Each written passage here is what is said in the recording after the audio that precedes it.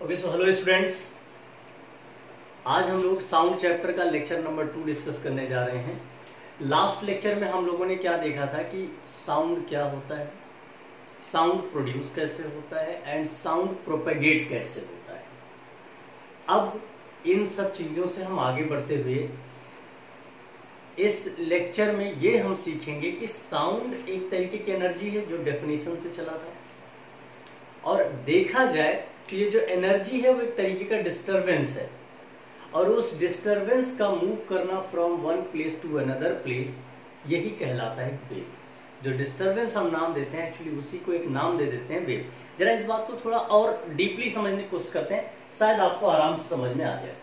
Suppose आपके पास एक रोप है या एक थ्रेड है, आपने थ्रेड को एक एंड से पकड़ा और दूसरे एंड से हिट किया। जब आप हिट करोगे तो रोप का मूवमेंट कुछ इस तरीके से होता होता यहां पहुंचेगा। अब आप देखो, जो चीज यहां से मूव करके यहां तक जा रहा है वो क्या जा रहा है। आप फिर से देखिएगा, आपने हिट किया, हिट करने के बाद कुछ तो है जो इस तरीके से मूव करता हुआ आगे बढ़ा। तो क्वेश्चन ये उठता है, क्या रोप गया यहां से यहां तक? तो रोप जो आपके हाथ में था वो आपके हाथ में पड़ा हुआ है, यानी रोप का कोई मूवमेंट दिख नहीं रहा। हाँ, रोप अपनी पोजीशन से ऊपर या नीचे जरूर हो रहा है, बट आगे की तरफ डिस्प्लेस नहीं हो रहा है। इसका मतलब जो आगे की तरफ जो जा रहा है वो कुछ और है, और जो कुछ और है वही एक्चुअली एक डिस्टरबेंस है, और इसी डिस्टरबेंस को हम नाम दे देते हैं वेव। सो डेफिनेशन क्या बनाई जा सकती है? Wave is a form of disturbance which moves from one place to another place with the help of the medium और without the help of the medium। ध्यान रखेंगे। तो सबसे पहला हमारा जो कॉन्सेप्ट है, सबसे पहला टॉपिक है, लिखेंगे उसके बारे में, वेव। लिखेंगे wave is a form of disturbance which moves from one place to another, which moves from one place to another, but with or without the help of medium। तो अगर बात करें हेल्प ऑफ मीडियम या without the help of the medium, अगर कोई wave move कर रही है तो उसके नाम भी अलग पड़ जाएंगे। अगर मीडियम की हेल्प से मूव कर रहा है तो ऐसे वेव का नाम हो जाता है मैकेनिकल वेव।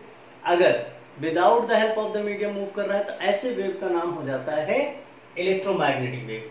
तो यहां से हम सीख लेते हैं types of wave. Types of wave. अब on the basis of the medium की बात मैं करने जा रहा हूं।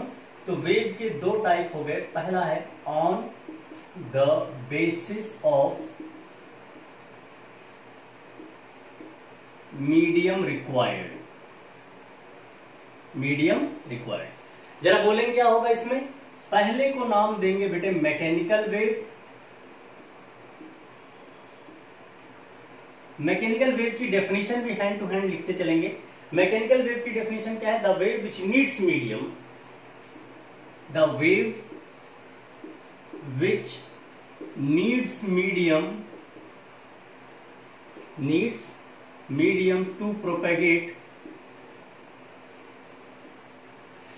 Called mechanical wave. Example, sound. Mechanical भी क्या हो जाएगा? साउंड एक तरीके का है। या वेव इन वाटर, तो वाटर वेव लिख सकते हैं। Wave in rope, wave in spring, जो स्प्रिंग को आप चाहे खींच करके छोड़ दें तो वेव क्या होता है? इस तरीके से मूवमेंट करता हुआ आगे बढ़ता है। अगर आप इस तरीके से स्प्रिंग को हिट करते हैं तो इस तरीके से भी जाता है, ऐसे भी करता है।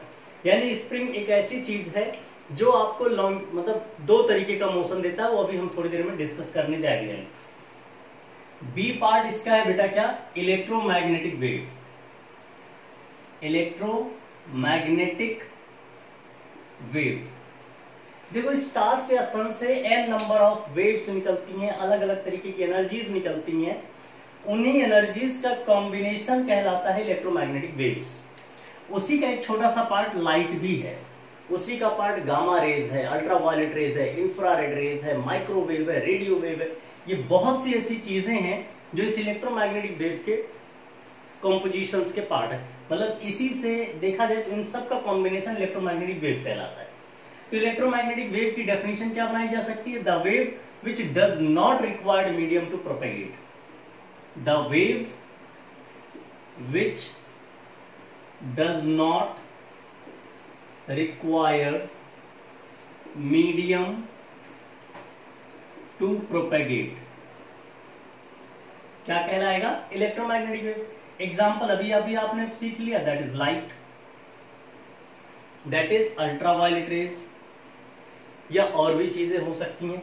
इस तरीके की चीजें कहलाती हैं इलेक्ट्रोमैग्नेटिक वेव, जिनको मीडियम की जरूरत नहीं पड़ती है। आप चाहे खुद ही चेक कर लें भाई।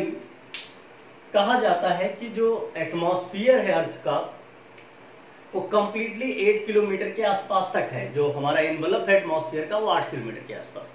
इसके बाद का एटमॉस्फेयर इतना कम हो जाता है, देखा जाए तो 100 किलोमीटर तक जाता है, बट वो इतना कम होता है कि बहुत ज्यादा उसको हम लोग वैल्यू देते नहीं। तो 8 किलोमीटर तक एटमॉस्फेयर ठीक ठाक अमाउंट में रहता है। आफ्टर दैट 100 किलोमीटर के बाद की चलो बात करते हैं। उसके बाद क्या होता है? उसके बाद एटमॉस्फेयर का एक छोटा सा पार्टिकल भी नहीं है। फिर भी लाइट सन से, जो कि हमसे लाखों करोड़ों किलोमीटर दूर है, वहां से लाइट चलकर हम तक पहुंच रही है, जबकि कोई भी मीडियम बीच में लाई नहीं कर रहा है, फिर भी लाइट आ रही है ना। तो इसीलिए इस लाइट को हमने क्या नाम दे दिया बेटा? Electromagnetic wave. अब चलिए जरा इस बात को थोड़ा और आगे बढ़ाते हैं। बात हम जब मैकेनिकल वेव की करने जा रहे हूं, क्योंकि हमारा चैप्टर क्या है? साउंड, तो हमें इसके बारे में थोड़ा सा ध्यान देते हुए चलना है कि आगे कैसे होगा। क्या यही दो पार्ट है वेव को डिवाइड करने का, या कुछ और है? नहीं, कुछ और है। जरा सीखा जाए वो कैसे, और ये तो आप खुद ही बता सकते हो कि कैसे इसको और पार्ट में डिवाइड कर सकते हैं। ये पहला पोर्शन था on the basis of the medium required. दूसरे पोर्शन की तरफ मूव करने जा रहे हैं। So on the basis of medium हमने सीख लिया दो तरीके के, कौन कौन से बेटे? Mechanical wave and electromagnetic wave. अब हम बात करने जा रहे हैं on the basis of the motion of the wave. जरा देखा जाए, आप अगर इस बात पर थोड़ा सा ध्यान दें, सपोज हमारे पास एक, अभी मैंने आपको एग्जांपल दिया कि एक रोप है।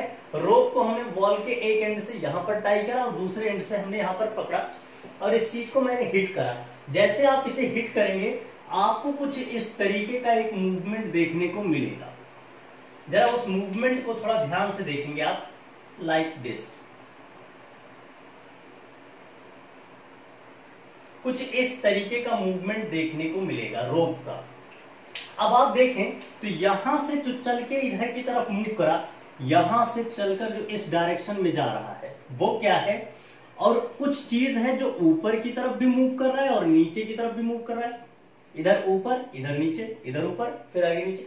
इस तरीके से किसी चीज का तो मूवमेंट है जो परपेंडिकुलरली है या वर्टिकल लाइन में है, और किसी चीज का मूवमेंट है जो हॉरिजॉन्टल लाइन में है। तो यहां से चलकर जो आया एक्चुअली वो डिस्टरबेंस था, और उसी को हम नाम देते हैं बेटा क्या? वेव।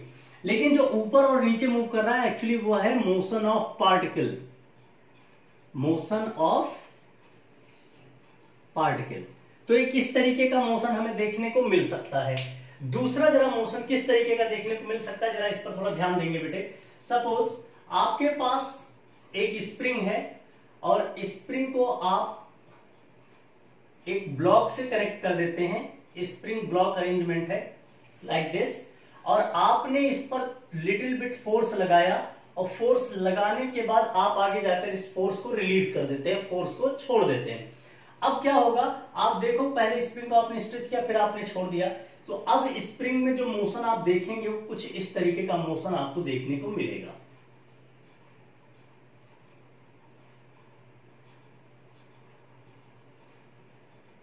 लाइक दिस, कुछ इस तरीके का मूवमेंट आपको देखने को मिलेगा। यानी स्प्रिंग के जो पार्टिकल्स हैं वो कहीं तो कंप्रेस हो जा रहे हैं और कहीं इलोंगेट हो जा रहे हैं, फिर कहीं कंप्रेस, कहीं इलोंगेट, फिर कंप्रेस, फिर इलोंगेट। इस तरीके का एक वाइब्रेशन, इस तरीके का एक ऑसिलेशन कह सकते हैं, या इस तरीके का एक मूवमेंट ऑफ द वेव कह सकते हैं, इस तरीके के मूवमेंट ऑफ डिस्टरबेंस कह सकते हैं। लेकिन ये सारी चीजें जो मूवमेंट हो रही हैं वो लीनियर है, यानी जब डिस्टरबेंस, जब वेव इधर की तरफ चला तो पार्टिकल भी इधर की तरफ चला, जब वेव इधर की तरफ चला तो पार्टिकल भी इधर की तरफ चला। इसका क्या मतलब समझ में आता है कि वेव इसको लिखते हैं, पार्टिकल का मोशन इसको लिखते हैं। इसका मतलब दो तरीके का मोशन यहां देखने को मिल सकता है, एक जब पार्टिकल का मोशन वेव के मोशन के परपेंडिकुलर है, और दूसरा जब वेव का मोशन और पार्टिकल का मोशन एक दूसरे के डायरेक्शन में है। सो इसके बेसिस पर भी हम दो तरीके से, on the basis of motion, इसको दो कैटेगरी में डिवाइड कर सकते हैं। अगर ये वाला पार्ट, जबकि motion of the particle is perpendicular to the direction of the wave, then such a wave is called as transverse wave, transverse wave. और अगर direction of the wave and the particle are same, then such a motion is called longitudinal wave.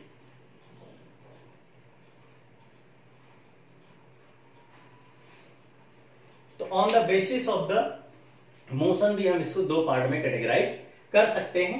चलिए इसकी जल्दी से हम definition लिखवा देते हैं, आप जल्दी लिख लीजिएगा प्लीज। इसकी डेफिनेशन लिखिएगा, on the basis of motion it can be divided into two part. First, transverse wave, second longitudinal wave,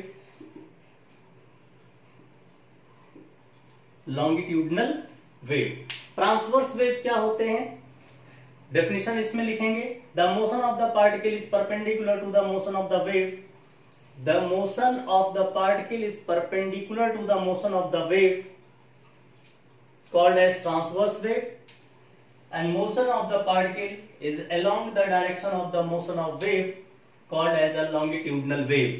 example दोनों के लिख लेते हैं। Example of transverse wave, water wave आपने देखा था, वाटर वेव या रोप में जो अभी अभी आपने देखा, wave in rope, wave in रोप, इस तरीके से देख सकते हैं। लॉन्गिट्यूडनल का एग्जांपल है साउंड, जो हमें पढ़ना है। इसका दूसरा एग्जांपल हो सकता है स्प्रिंग, ऑल्दो स्प्रिंग में दोनों तरीके का मोशन हो सकता है। स्प्रिंग में कैसे दोनों तरीके का मोशन हो सकता है, एक तो इस तरीके से, और दूसरा अगर आपने स्प्रिंग को इस तरीके से हिट किया तो भी वो कंप्रेस रेयरफैक्ट होते हुए इस तरीके से भी चलेगा। इसलिए स्प्रिंग को हम दोनों कैटेगरी में रख सकते हैं, ये ध्यान रखना। हमारे चैप्टर में बेटा क्या है, साउंड, तो हमारा जो कंसंट्रेशन होगा वो साउंड को लेके बार बार होगा, बट वेव को डिस्कस करने के लिए हम ट्रांसवर्स वेव का सहारा लेंगे। ऑल्दो दोनों बातें सेम होती हैं, मैं आपको एक एक करके अब इसके बारे में बता दूं। चलिए जरा बात करते हैं थोड़ा और आगे, जरा ध्यान देना। जब बात करेंगे अगर रोप ऊपर की तरफ जा रहा हो तो ऐसी पोजीशन को नाम दिया जाता है बेटा क्रेस्ट। जब रोप नीचे की तरफ जा रहा हो तो इसको नाम दिया जाता है ट्रोप, इसको नाम दिया जाता है ट्रोप। सिमिलरली जब पार्टिकल बहुत क्लोज आ गए हों तो ऐसे पार्ट का नाम दिया जाता है कंप्रेशन, कंप्रेशन। और जब ये दूर जा रहे हों तो इनका नाम होता है रेयरफैक्शन, कंप्रेशन एंड रेयरफैक्शन। अब इनकी टर्मिनोलॉजी को हम लोग आगे चलकर समझते हैं। यहां तक मुझे लगता है आप सबका कॉन्सेप्ट क्लियर हो गया होगा। एक बार जल्दी से रिवाइज करा देता हूं। What is wave? Wave is a form of disturbance which moves from one place to another place with or without the help of the medium. अब जरा ध्यान देना, if medium is required, the wave is called as a mechanical wave. If medium is not required, then such a wave is called electromagnetic wave. Example of mechanical wave: sound, water wave, wave in rope, spring wave. ये सारे example किसके हैं? Mechanical wave के। जबकि electromagnetic waves are the example of the, electromagnetic waves का मतलब light, ultraviolet rays, infrared rays, X rays, ये सारे एग्जाम्पल किसके हो गए बेटे? किसके हो गए? इलेक्ट्रोमैग्नेटिक वेव के। अब आगे की तरफ बढ़ते हैं। On the basis of the motion हमने ये देखा कि जब हम मैकेनिकल वेव की बात करें तो दो तरीके का मोशन हम देख पाते हैं। पहला मोशन जबकि पार्टिकल का मोशन और वेव का मोशन एक दूसरे के परपेंडिकुलर डायरेक्शन में, जब एक दूसरे के ये परपेंडिकुलर होंगे तो ऐसे मोशन का नाम दिया जाएगा बेटे, या ऐसे वेव का नाम दिया जाएगा ट्रांसवर्स वेव। लेकिन जब motion of the wave and particle are in same direction then such a wave is called as a longitudinal wave. फिर एग्जांपल दोनों के हम लोगों ने देख लिए हैं। लॉन्गिट्यूडनल का साउंड होता है, वाटर वेव, वेव इन रोप, ये सब एग्जांपल किसके हैं? ट्रांसवर्स वेव के। अब हम लोग अगले टॉपिक की तरफ चल रहे हैं और यहां से हम लोग वेव को बाइंड अप करेंगे, लिख लेंगे जल्दी से। That's very important characteristics of waves. Important characteristics of wave, बेटा ध्यान से देखते हुए चलिएगा please, it's very important characteristics of wave. इसके टोटल 5 कैरेक्टरिस्टिक्स अभी हमें पढ़ने हैं, कैरेक्टरिस्टिक्स और होते हैं बट अभी फिलहाल के लिए हमें इस क्लास में 5 कैरेक्टरिस्टिक्स के बारे में पढ़ना है। तो उनमें सबसे पहली कैरेक्टरिस्टिक आपके सामने आने वाली है, that is called amplitude. Amplitude, इस चीज को हम आगे समझाने के लिए एक वेव का सहारा ले लेते हैं। यह है वेव मोशन और इधर आप कह सकते हैं पार्टिकल का मोशन इधर है, वेव का मोशन इधर की तरफ है, लाइक दिस। ओके, सो जरा ध्यान देंगे, what is the meaning of amplitude? The maximum displacement of the particle from its mean position, that is called mean line या मीन पोजीशन, क्योंकि अगर रेस्ट पर आता तो यहीं पर आता, तो दैट्स मीन पोजीशन। तो एम्पलीट्यूड का मतलब मैक्सिमम डिस्प्लेसमेंट, लिखते चलेंगे, maximum displacement of the medium particle from its mean position. जितना ऊपर जाए मैक्सिमम या जितना नीचे जाए। बाकी सबको क्या नाम देंगे? जैसे ये डिस्टेंस है, सपोज ये y है, इसको क्या नाम दोगे? तो इसको सिंपल डिस्प्लेसमेंट बोल देंगे। a को नाम दिया जाएगा एम्पलीट्यूड, और y को नाम समझ सकते हैं डिस्प्लेसमेंट। अब फिर क्या दोनों में डिफरेंस रहा? डिफरेंस ये है कि maximum displacement is called the amplitude, maximum displacement from the mean position is called the amplitude. ये भी एक डेफिनेशन बनाई जा सकती है। तो ये पहला। अब एम्पलीट्यूड को रिप्रेजेंट किससे करते हैं बेटे? ए और कैपिटल ए। इसकी यूनिट क्या है? Because it is a displacement, so unit is metre.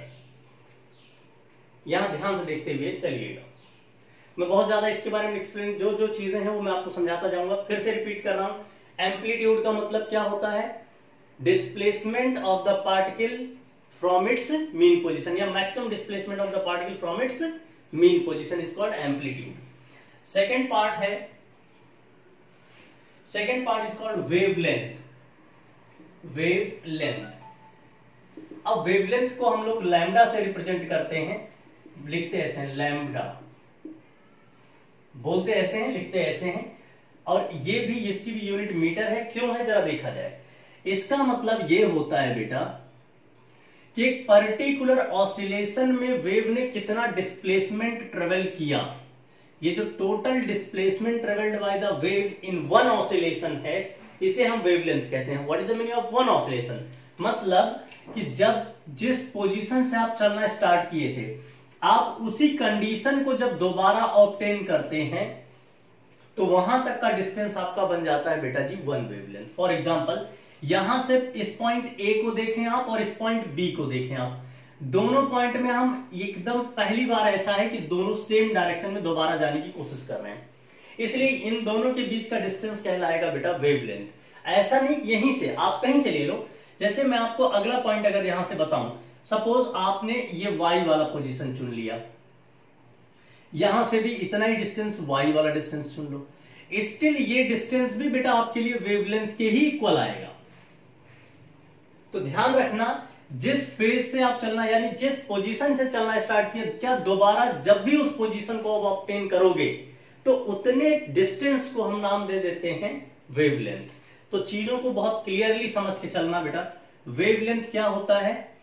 The displacement travelled by the wave in one oscillation, displacement travelled by the wave in one oscillation, एक ऑसिलेशन में जितना भी डिस्प्लेसमेंट ट्रेवल होगा that is the wavelength. Third part पर आते हैं बेटे, that is called time period. Time period को कैपिटल टी से रिप्रेजेंट किया जाता है, क्योंकि टाइम है इसलिए यूनिट बन जाता है सेकंड। तो टाइम पीरियड की क्या डेफिनेशन है, मैं बस लिखता जाऊं, आप प्लीज एक एक डेफिनेशन लिखेंगे। Time taken in one oscillation, time taken in one oscillation, यानी वन वेवलेंथ कंप्लीट करने में जितना टाइम लगता है that time is called time period. यानी अगर यहां से जाकर यहां तक पहुंचने का टाइम टी है तो ये टी ही हमारा टाइम पीरियड है। तो क्या लिख सकते हैं, time taken in one oscillation, time taken in one oscillation, एकदम ध्यान से, time taken in one oscillation, एक ऑसिलेशन में जो भी टाइम लगेगा वो टाइम पीरियड बन जाएगा आपका। Fourth, frequency. फ्रीक्वेंसी क्या कहता है बेटा, जरा ध्यान से देखना। फ्रीक्वेंसी को एफ से भी रिप्रेजेंट किया जा सकता है, एन से भी लोग करते हैं और न्यू से भी करते हैं। आप इनमें से हम लोग जो यूज करेंगे आगे चलकर वो एफ है। रीजन ये कि फ्रीक्वेंसी से कनेक्ट होता है, इसलिए हम बार बार एफ यूज करेंगे, स्मॉल एफ। ठीक है, एन से भी लोग यूज करते हैं, न्यू से भी यूज करते हैं, बट हम लोग एफ से करेंगे। और इसकी यूनिट होती है हर्ट्ज और सेकंड इनवर्स, यानी पर सेकंड भी बोला जा सकता है इसको, बट चूंकि हर्ट्ज के नाम पे दिया जाता है इसलिए एसआई यूनिट इसकी हर्ट्ज लिखी जाती है। अब चलिए जरा आगे बात करते हैं। तो क्या डेफिनेशन बनी, number of oscillation in 1 second, that's very important. क्या है बेटा जी, number of oscillation in 1 second, यानी number of wavelength in 1 second. You can say, जितना ज्यादा वेवलेंथ 1 सेकेंड में हो जाएगा हम कहेंगे उसकी फ्रीक्वेंसी उतनी ज्यादा है। अब सपोज कोई एक ऑब्जेक्ट है वो 10 टाइम्स ऑसिलेट करता है, इस तरीके से चल रहा है, और वो बेटा जी मान लिया जाए कि 1 सेकेंड में 10 टाइम्स ऑसिलेट करता है। दूसरा है उसी 1 सेकेंड में 20 बार ऑसिलेट करता है, किसकी फ्रीक्वेंसी ज्यादा होगी? ऑब्वियसली जो 20 बार एक ही सेकंड में ऑसिलेट करेगा उसकी फ्रीक्वेंसी ज्यादा हो जाएगी। तो ध्यान रखें, नंबर ऑफ ऑसिलेशन, ऑसिलेशन बढ़ाते जाओ इन अ सेकंड, फ्रीक्वेंसी बढ़ती जाएगी ऑटोमेटिक। इसका एक फॉर्मूला भी दिया जाता है, फॉर्मूला क्या हो जाएगा, frequency is reciprocal of time period as well. Frequency is reciprocal of time period, mathematical formula. दूसरा फॉर्मूला और एक समझ लें, इसका दूसरा फॉर्मूला, मान लिया जाए कि 5 सेकंड के अंदर 100 वाइब्रेशन हो रहे हैं या 5 सेकंड के अंदर 100 ऑसिलेशन हो रहे हैं, तो फ्रीक्वेंसी कितनी हो जाएगी भाई, 1 सेकंड में कितने होंगे, 20 भाई 100 डिवाइडेड बाई 5। समझिएगा, 5 सेकंड में 100 वाइब्रेशन, तो 1 सेकंड में कितना, 1 सेकंड में कितना, 20। तो वो जो 20 आया वो 20 बन गया फ्रीक्वेंसी। तो कैसे निकाला जाए, इसको निकालने का क्या फॉर्मूला बन गया, number of oscillation divided by total time taken.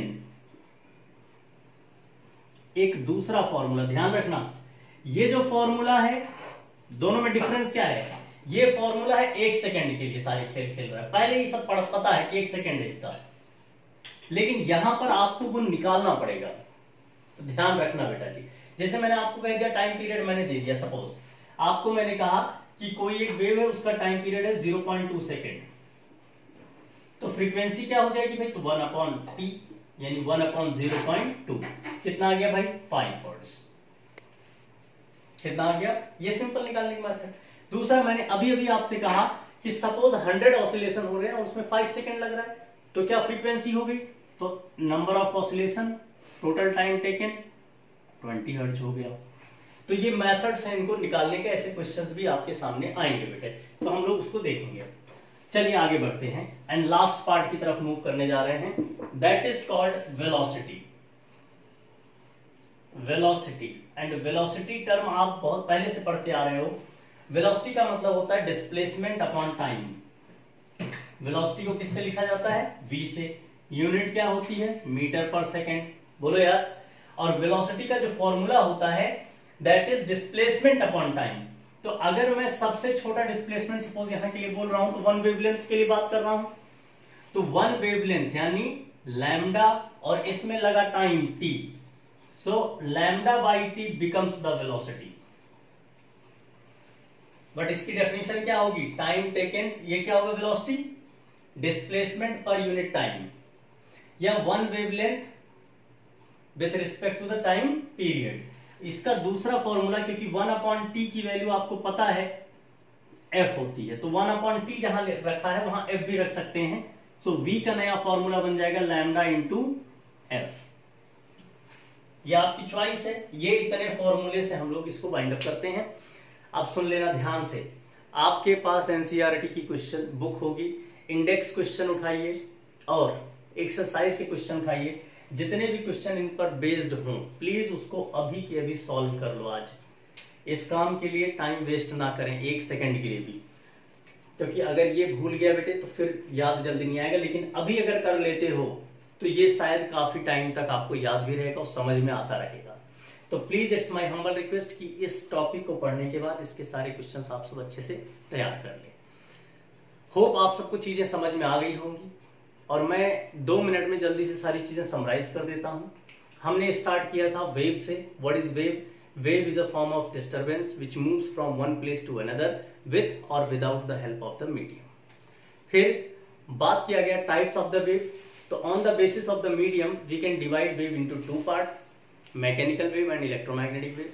The wave which needs medium to propagate from one place to another is called mechanical wave, and the wave which doesn't require medium to move from one place to another place is called electromagnetic wave। दोनों के example दिए गए। फिर on the basis of the motion of the particle and the wave हम लोग कैसे इसको divide करें, तो there are 2 types of wave. कौन कौन सा? Transverse and longitudinal. If the motion of the particle is perpendicular to the motion of the wave, then such a wave is called as transverse wave. If the motion of the particle and the wave are in the same direction, then such a wave is called longitudinal wave. After that we were discussing the characteristic of the wave. तो हमने total 5 characteristics यहाँ निकाले हैं। पहला था amplitude. Amplitude was maximum displacement of the medium particle from its mean position. Second था wavelength. Wavelength क्या था कि total displacement of a wave in one oscillation. Total displacement of a wave in one oscillation, यानी यहां से यहां तक का जो डिस्प्लेसमेंट है ये स्ट्रेट लाइन वाली, वो कहलाएगी वेव। नेक्स्ट हमने सीखा time period. So time taken in one oscillation is called time period. फिर हमने सीखा बेटा frequency, number of oscillation in 1 second, mathematically it is reciprocal of the time period, या number of oscillation divided by total time taken. Finally हम लोग आ गए velocity पर। Velocity was displacement upon time, and here displacement is lambda, time is T, so lambda by T, या wavelength upon time period. अगर हम 1/t को frequency से रिप्लेस कर दें, so v is equal to lambda into f। और ये सारी बातें हो गई फिनिश। अगले लेक्चर में हम लोग फिर आगे स्टार्ट करेंगे। तब तक के लिए आप सब प्लीज इसको रिवाइज करके इसके सारे न्यूमेरिकल लगा लें, और अगर कोई भी डाउट आता है तो हम लोग आगे डिस्कस करते हैं। Thank you so much.